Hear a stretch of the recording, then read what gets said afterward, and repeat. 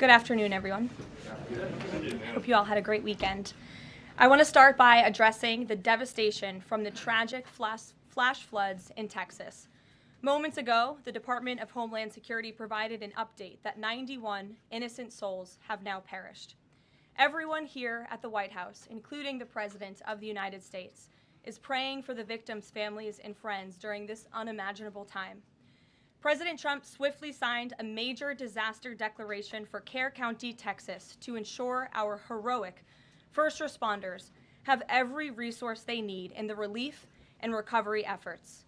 Secretary of Homeland Security Kristi Noem traveled to Texas over the weekend, and the entire Trump administration is working hand in glove with state and local officials to provide every assistance available. The situation on the ground remains dangerous, and there could be additional public safety threats with potential incoming heavy rain, so we encourage everyone in the area to remain vigilant, listen to all warnings, and respond accordingly.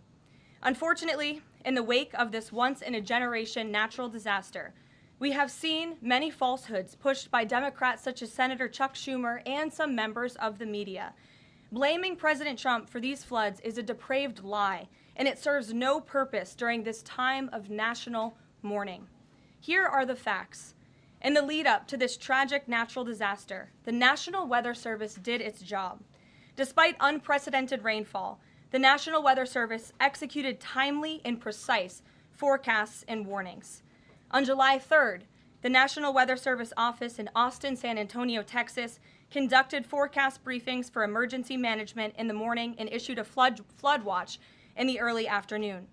Flash flood warnings were also issued on the night of July 3rd and in the early morning of July 4th, giving preliminary lead times of more than 3 hours before flash flooding conditions occurred. And the National Weather Service office in New Braunfels, which delivers forecasts for Austin, San Antonio, and the surrounding areas, had extra staff on duty during the storms, despite claims of the contrary. So to any person who has deliberately lied about these facts surrounding this catastrophic event, you should be deeply ashamed. At this time, the administration's focus will be giving the victims and their communities the support they deserve during these recovery efforts in this tragic time. May God bless the great people of Texas, especially the parents who have lost their children. President Trump loves you. We are praying for you, and he will be traveling to see you later this week. Moving along to some further scheduling announcements. Tonight, President Trump will host the Prime Minister of Israel, Benjamin Netanyahu, for dinner, where they will discuss the positive developments taking place in the Middle East region. Tomorrow, the President will host his 6th cabinet meeting of his second term. Many of you will be invited to cover that. And on Wednesday, the President will host leaders from 5 African nations for lunch in the state dining room. In other news, after the historic signing on the South Lawn of the White House on the 4th of July, President Trump's One Big Beautiful Bill is now the law of the land. Republicans in Congress met the once-in-a-generation moment and codified the Make America Great Again agenda into law. After this monumental achievement, no other president in modern history has worked harder and faster to fulfill their campaign promises than Donald Trump.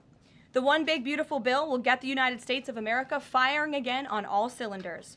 It's safe to say that over the past few weeks, the president has delivered on many, many wins. For the 4th month in a row, jobs numbers beat market expectations with nearly 150,000 good jobs created in the month of June. The American economy has now added nearly 700,000 jobs since January 2025, with American-born workers accounting for all job gains. President Trump drove illegal border crossings to another historic low in the month of June, and Border Patrol once again released 0 illegal aliens into our country. The Supreme Court stopped activist judges from imposing nationwide injunctions and cleared the way for President Trump to carry out his popular and common sense agenda. The University of Pennsylvania agreed to all of the Trump administration's demands and will now keep men out of women's sports. President Trump secured his trade deal with Vietnam, giving the United States total access to their markets. Because of President Trump's unleashing American energy dominance, gas prices are at 4-year lows. And when adjusted for inflation, gas prices are near the lowest levels we've seen in the last 20 years.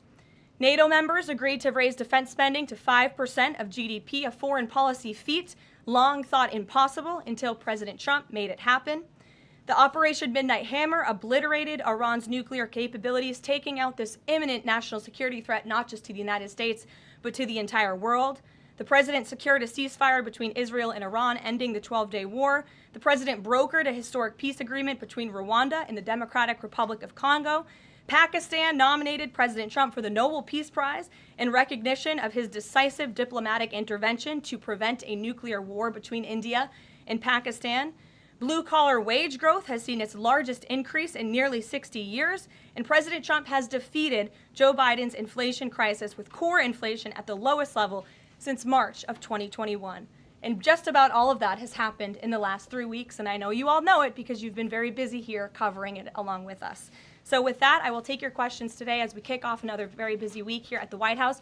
We'll lead with our new media seat, Brian Glenn, who is, of course, very present in this briefing room. He's put in a lot of hours covering this president, so we're glad you finally have a seat today. Brian, go ahead. It feels great to sit down. Thank you very much. You're welcome. I want to go back to the hurricane. You said that President Trump is scheduled to go to Texas later this week. Can you speculate on what day and what he has plans? Sure. The White House is currently arranging those travel plans. We hope that it will be later this week, likely on Friday, but of course we want to do it at the most appropriate time on the ground for state and local officials. We don't want to interrupt the recovery efforts, but we're planning tentatively for a Friday trip, and when that becomes final, we'll let all of you know, as we always do. And you gave a little bit of reaction earlier, but the National Weather Service, the union, actually publicly stated they had an adequate staff on hand to forecast and predict the storm.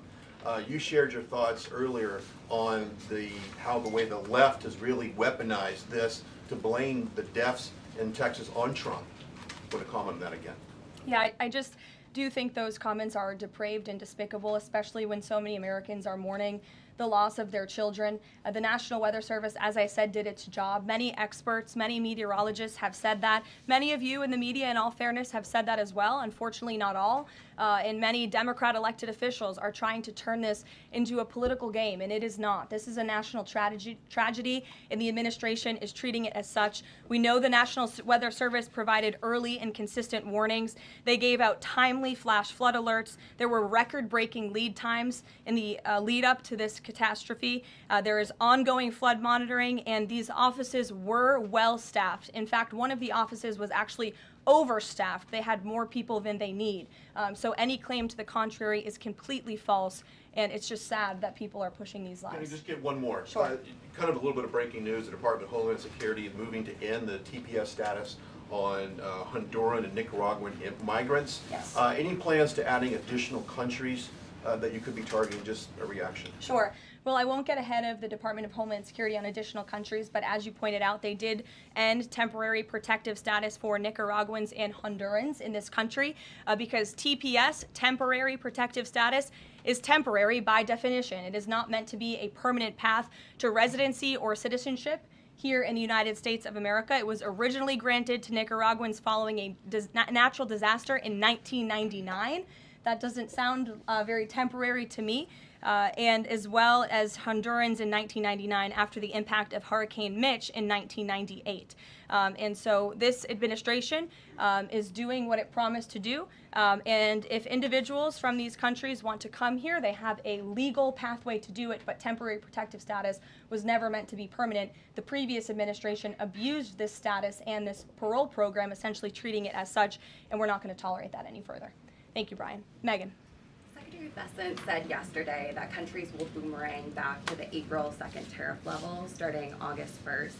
Why did the president decide to have those tariffs not take effect Wednesday as originally scheduled? And then I was also wondering if you could share, obviously we saw the letters the president sent out on Japan and South Korea, but if any other major U.S. trading partners are getting letters today. Sure, yes, I can confirm. In fact, I have those letters. If you could get me the folder with the letters in them, Liz, they're right in the previous office.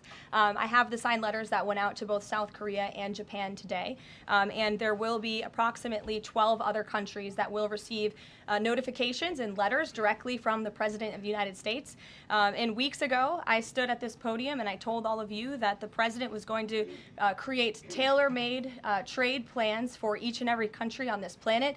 And that's what this administration continues to be focused on. The President will also sign an executive order today delaying the July 9th deadline to August 1st, so the reciprocal tariff rate or the these new rates that will be provided in this correspondence to these foreign leaders will be going out the door within the next month, or deals will be made, and those countries continue to negotiate with the United States. We've seen a lot of positive developments in the right direction, but the administration, the president, and his trade team want to cut the best deals for the American people and the American worker. That's what they're focused on. And in the effort of transparency, these letters will continue to be posted to Truth Social, so you can enjoy them yourself. Go ahead.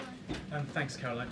Just about the visit of Prime Minister Netanyahu today, I was just wondering why that is not open to the press. Previous visits by him, we've had Oval Office press conferences.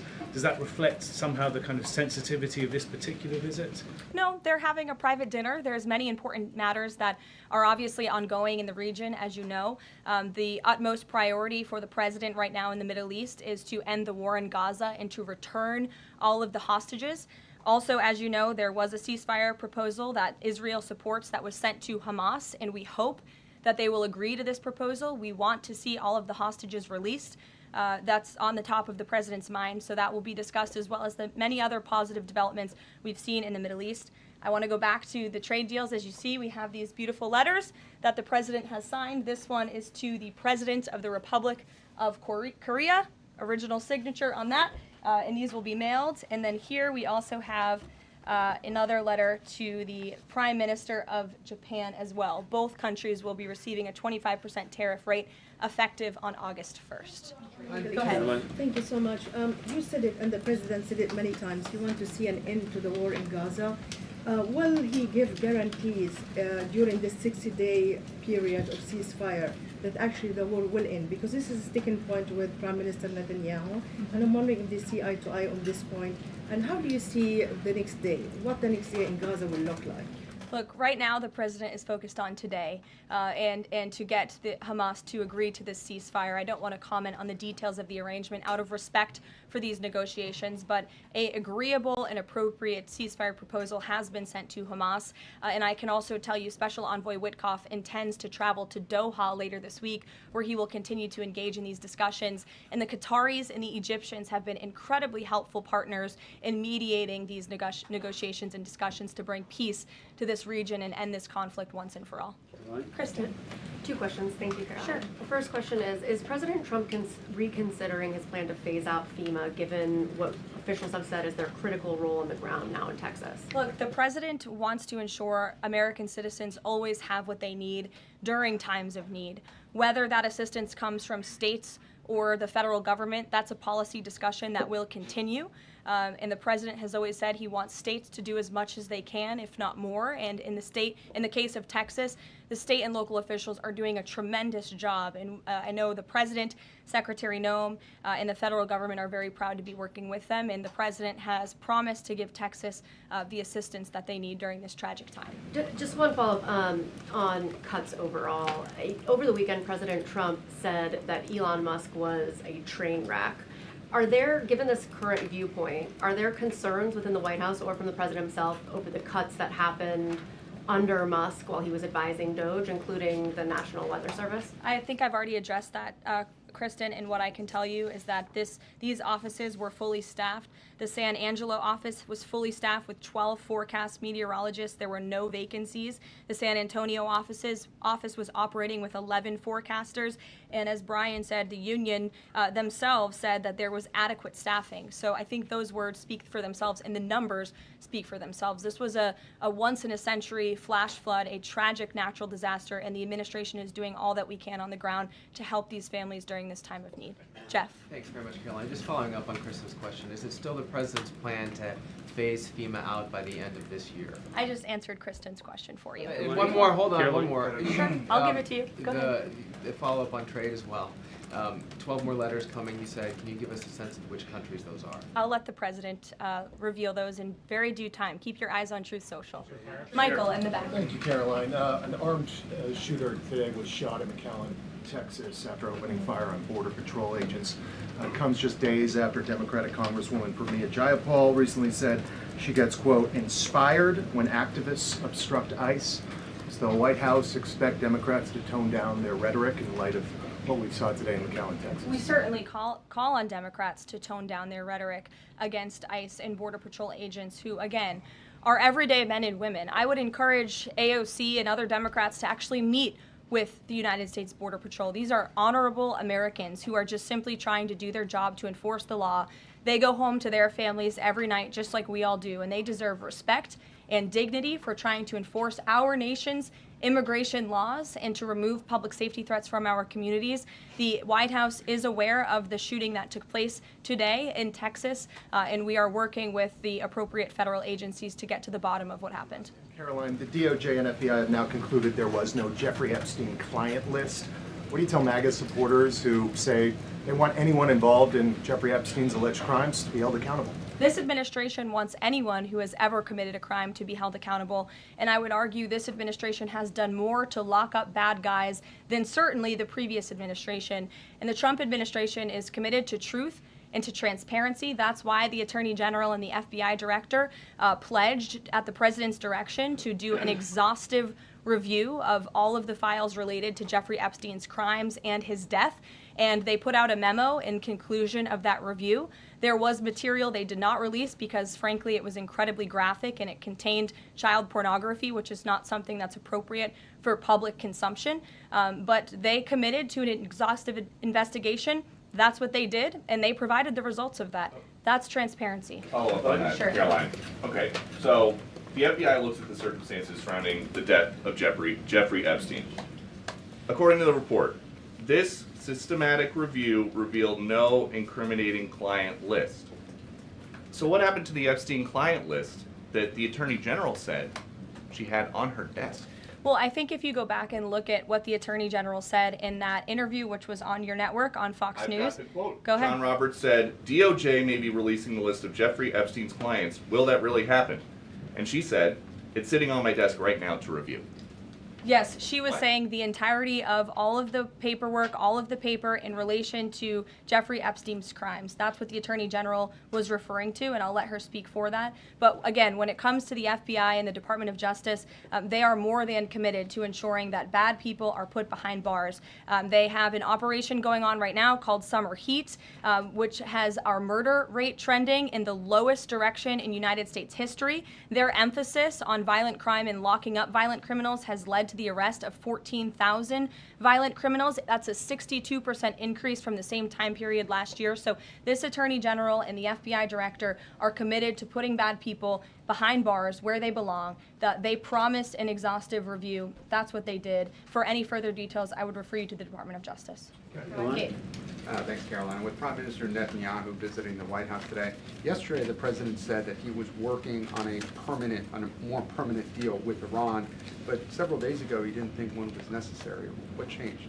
Well, when you asked me about this, or when you all asked me about this several weeks ago, I said the president thought maybe an Iran deal was not necessary, but of course the president is always interested in peace and diplomacy. That remains true, and the administration continues to be in contact, both directly and indirectly, with the Iranians on a deal. And then on tariffs, you're now delaying the deadline from July 9th to August 1st.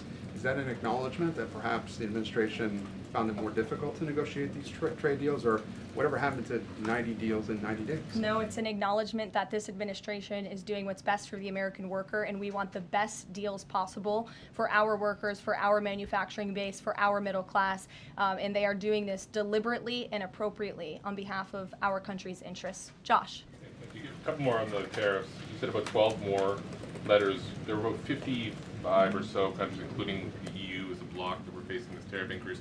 All of those, to understand it correctly, are now deferred to August 1st, right? Correct. And on the 12, what happens with the remaining, whatever it would be, 40 something? So just 12 today. There will be additional letters in the coming days. So all of them are going to get a letter at some point? Correct. Okay, and can you tell me why he decided to start with South Korea and Japan? Are they annoying him? It's the president's prerogative, and those are the countries he chose. And on the sectoral tariffs, it's our understanding that these continue to be a separate track. We're still waiting on a bunch of those. That's Can you right. give us any timing update on when he's going to move on, for instance, semiconductor tariffs and other things that are still in the hopper? I don't have a timing update, but for where they are in the process, I would defer you to the Department of Commerce. Should we expect deals finally as well? He announced this to be a non-deal. Are you close on any other countries? The president and the administration, yes, we are close. But again, the president wants to ensure these are the best deals possible. And I would add just one more thing on trade and tariffs to wrap it up. look at the extensive work this president has put into cutting these good deals and doing what's right for the American worker. He is literally looking at the map and looking at every country on the planet and seeing where they are ripping off the American people, seeing where they have hollowed out our industrial base, seeing where our jobs have gone to other countries overseas because of their tariff policies, and he's trying to correct that. So this is decades of bad trade policy that has led to a deficit that is ravaging our country, that is ravaging our middle class, and the president is taking a very deliberate approach to correcting this wrong of many decades, of many past presidents. And so I think he should be commended for the time and the effort that he is putting into this. And the fact that he has announced a framework with China, a trade deal with the United Kingdom, a trade deal with Vietnam, and many others to come in just a matter of 6 months is truly historic, and it's a testament to this president and his trade team who are working around the clock to get this done. Sure, go ahead. Thank you so much, Karoline. Two questions on Iran. What's the permanent deal with Iran looks like for the president, and what issues related to Iran should it cover? And secondly, has the president seen the interview with Iranian president, which he says that the United States president, Mr. Trump, is capable enough to guide the regions toward a peace and a brighter future and put Israel in its place, or it gets more into conflict? Has the president seen these comments, and what's his reaction to these comments? I'm not sure if he's seen those comments, but certainly I think it's true that the president is the right man for the job to move the direction, this region into the direction of peace and stability for the future. That's what he and his national security team are working on every day, and we've already seen historic achievements in that direction. Go ahead. In the back. Kelly, go ahead. Great, thank Sure. you. And then in front of you. Okay, a couple questions for you. First, Y'all need name tag signs. First question on the flooding in Texas. I know there has been some concern about the timing of the alerts, knowing that they did go out, but the warnings coming out in the wee hours, so while many people were likely sleeping. Can you share just details what you know about why those warnings were sent while people were likely sleeping, and then what the administration is doing to ensure that these alerts come out sooner? Well, the alerts imminently were sent out before the flood when people were sleeping, because the flood hit in the very early hours of the morning. So people were sleeping in the middle of the night when this flood came. That was an act of God. It's not the administration's fault that the flood hit when it did. But there were early and consistent warnings. And again, the National Weather Service did its job. On July 2nd, there were initial notices of potential weather and flooding risks were issued. On July 3rd, escalating warnings throughout the day with a flood watch issued at 1:18 p.m. And then later at 6:10 p.m. on July 3rd, the Weather Prediction Center warned of excessive rainfall and a high likelihood of flash flooding. At 6:22 p.m. July 3rd, National Weather Center issued a hydraulic warning highlighting considerable flooding risks, including in Caryville County. And then there were the timely flash flood alerts at 11:41 p.m., 1:14 a.m., and then another flash flood emergency warning issued at 4:03 a.m. just before the flood hit. So those were all of the warnings that went out to the affected area and region. Go ahead. One question on education funding Go for ahead. states Thank you very and much. I local appreciate it, districts. Caroline. Two questions for you related to the Prime Minister's visit today. Number one, there's a report circulating that the Gaza Humanitarian Foundation provided a proposal to the White House to build these so-called humanitarian transit areas inside and outside of Gaza. The GHF is insistent it has nothing to do with that proposal. Can you shed any light on whether the White House has received such a proposal, and if so, from whom?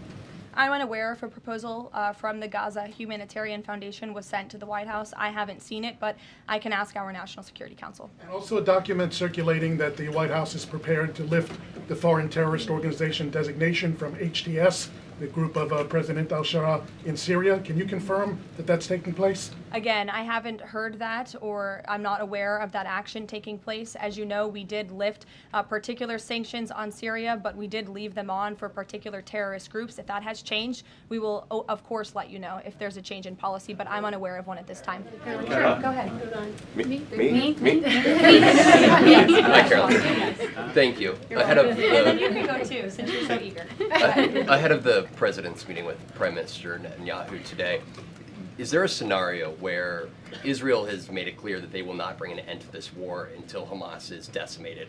And the president just 5 months ago suggested a potential takeover of Gaza. Is there a situation where tonight the two men will change their posture, and in the scenario that Hamas turns over the remaining hostages, that the war could come to a permanent end, and that they will seek that under that scenario that they would essentially try to bring this war to a permanent end beyond just that 60-day ceasefire. Again, you're putting a hypothetical situation in the air, so I don't want to comment on that out of respect for these ongoing negotiations and discussions that are taking place. But as for the takeover of Gaza, I don't believe the president ever said that. I think he discussed a rebuilding of Gaza once this war is over. This has become an uninhabitable place for human beings, and the president has a big heart. He wants this to be a prosperous, safe part of the region where people and families can thrive, and there will be a need for a real rebuilding effort when the time comes. But right now we need to end this war, and we need to bring all of the hostages home. The president is adamant about that. The war tonight? Look, again, I will let the president speak for himself later if he decides to comment on the details of the agreement, but out of respect for the discussions, I won't do that from the podium. Go ahead. So Congressman Lawler and Gottheimer have introduced a bill in Congress, the Bunker Buster Act, that would allow the United States to sell B-2 bombers and bunker buster bombs to Israel. Is that something the president would support? Well, I don't know if the president's aware of the Bunker Buster Act, but I will ask him and see what his opinion on that is. I'm not sure. Right, thank you. Caroline. Thank you, Caroline. Building off of the question earlier about the shooter in Texas who targeted ICE, Axios reported today, I believe, that Democrat lawmakers were saying their constituents are calling on them to be more violent when they go to ICE facilities, including, I believe, they want them to shed blood, and that they said that Democrat lawmakers should be willing to get shot themselves. Can you respond to that, and do you have concerns that any of these lawmakers might act on the wishes of their constituents? It's hard to believe anyone with morals in this country or decency would say such a thing. Obviously, the White House condemns that rhetoric, and we condemn violence of any kind. This administration is simply trying to enforce our laws, and we must be a nation of law and order. You cannot simply waltz across our border and live here illegally and expect to stay.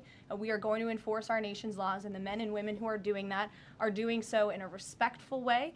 They are doing so within the confines of the law, and they are just trying to do their jobs. And we condemn any violence or any calls for violence of any kind against any American. Go ahead. Thank you, Caroline. I wanted to ask you if... I was not calling on you, but you can go ahead. It's fine. There's a lot of people in here today. President Trump Sure. already saw the letter that the Colombian President Gustavo Petro sent him, apologizing for his comments a few weeks ago, suggesting that there was an involvement from the U.S. government in an alleged coup d'etat in Colombia. And Secretary Rubio recalled the U.S. Chargé d'Affaires in Colombia.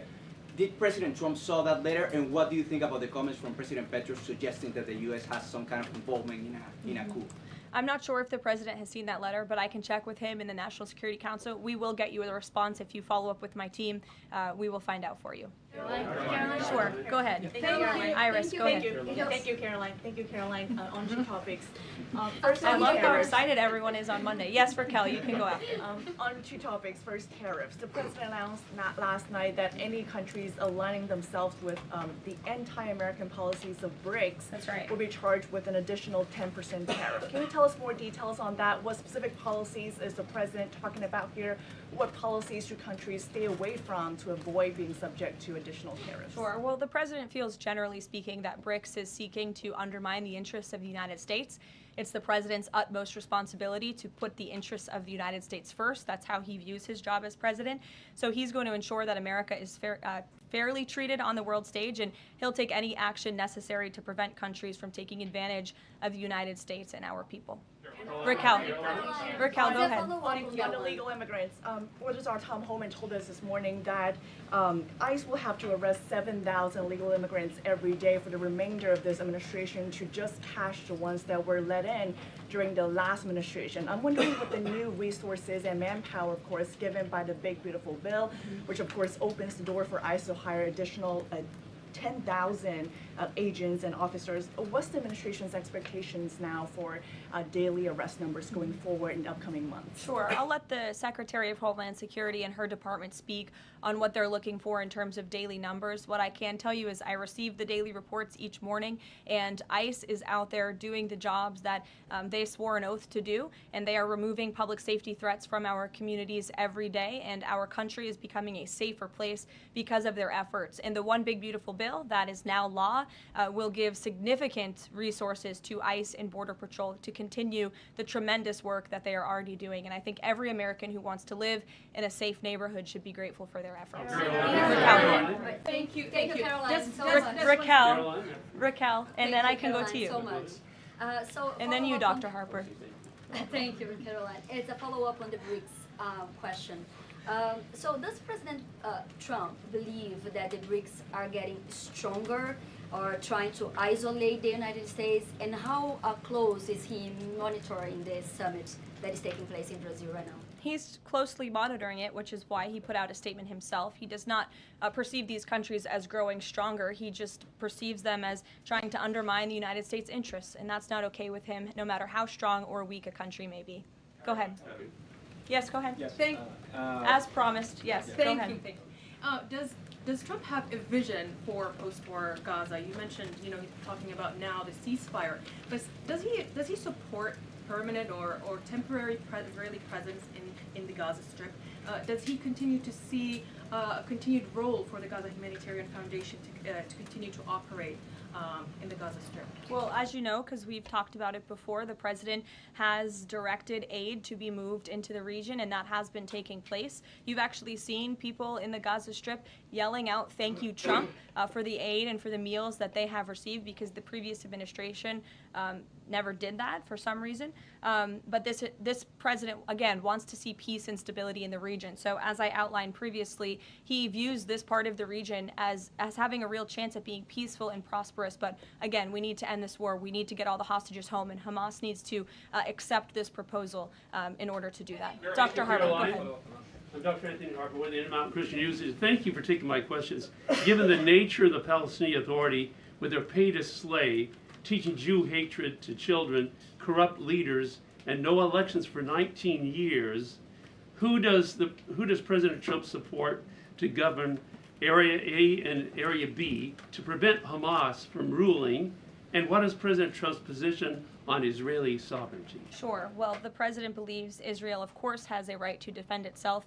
As for the first part of your question, you're getting ahead, Dr. Harper. As I told you, the president wants Hamas to accept this proposal right now. He wants to see peace in this region, and he's committed to doing that.